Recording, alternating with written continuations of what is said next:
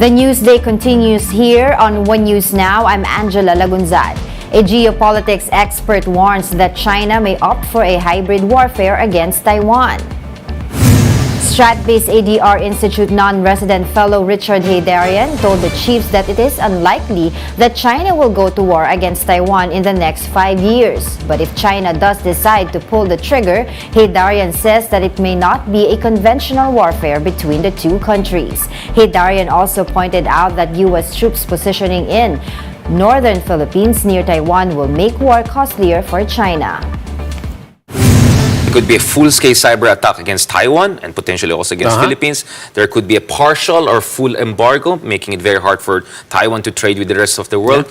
In short, between 1 to 10, peace and war, total war, there's so many options China can look. President Bongbong Marcos begins his infrastructure push with a 6 billion peso cancer center that will rely on financing from the private sector. Mobile journalist Pamela Vasquez with the details.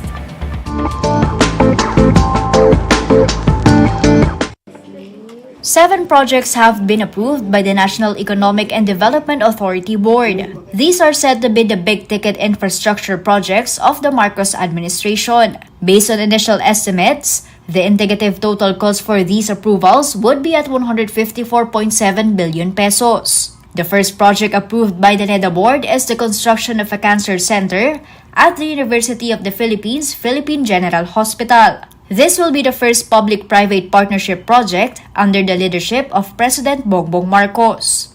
Aside from that, the NEDA board also approved the additional 7.6 million peso budget for the rehabilitation of MRT-3. When asked if there's a possibility of a fare increase after the rehabilitation, Secretary Arsenio Balisacan had this to say.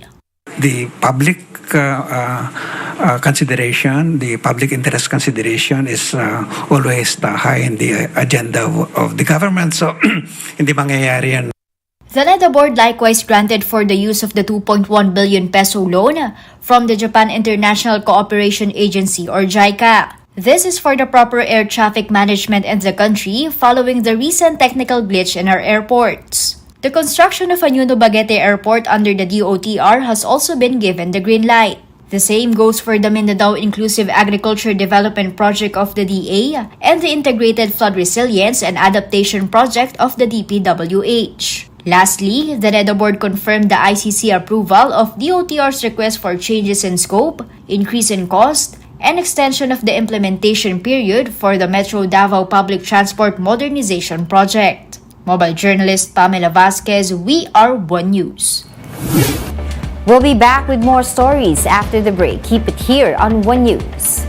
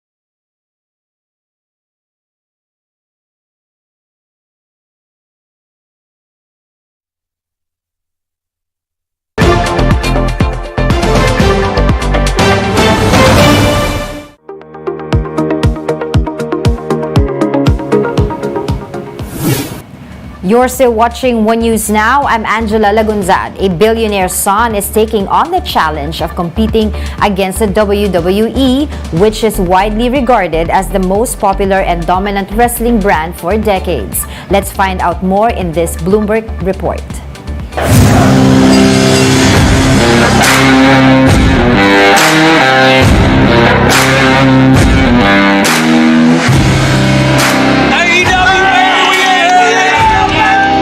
Professional wrestling is going through one of its most volatile periods in history. There's a billionaire's son in Jacksonville who's trying to take advantage of that.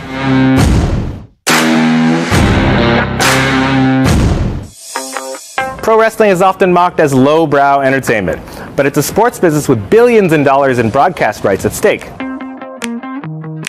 Tony Khan, son of Jaguars owner Shad Khan, has been operating his wrestling business All Elite Wrestling for the past 4 years. It's an upstart rival to industry leader World Wrestling Entertainment Inc., using its own version of predetermined mayhem and soap operatic storylines to entertain crowds in arenas and on cable TV. Khan has taken roles throughout his dad's sporting empire, but AEW is his own baby. He's involved in every detail: scripts, set, graphic design, contracts, and booking.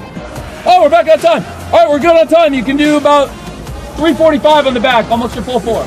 We're good on time. We fixed it. Thanks, guys. Good job. Khan's big bet is to court die-hard wrestling fans and lapsed viewers whom WWE hasn't managed to retain, winning them over with more fighting and less shenanigans. At AEW shows, there's more swearing on the microphone, more blood spilled, and more folding chair violence than its PG-rated competitor.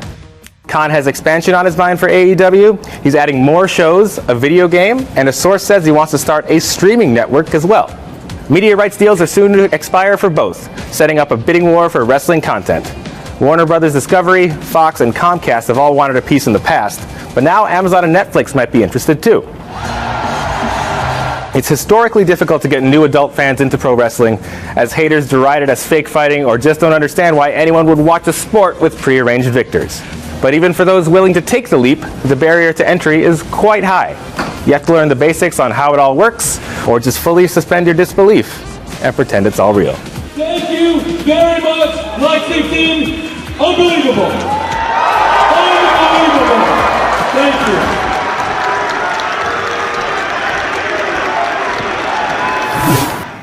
Let's now take a quick look at other stories we're watching. The LTFRB has approved franchises for 100,000 vehicles registered under Grab Philippines. The move seeks to address public demand for Transport Network Vehicle Service, or TNVS. This is after Grab made an investment pledge to President Bongbong Marcos to provide 500,000 jobs. Pump prices are expected to go down significantly next week following a series of price hikes. Industry sources said gasoline prices could go down by up to 1 peso and 90 centavos per liter, while diesel could be cheaper by up to 2 pesos and 35 centavos per liter. And U.S. Secretary of State Antony Blinken has postponed a visit to China after a Chinese spy balloon was tracked flying across the United States. China has expressed regret over the incident, claiming that the object is a civilian airship that strayed into U.S. territory. And those are the top stories of the hour. Join us later at 12 noon as we continue to monitor the day's biggest stories. You can also catch One News on the Signal Play app. Register for a free account now at www.signalplay.com and stream One News live anytime, anywhere. I'm Angela Lagunzad. We are One News.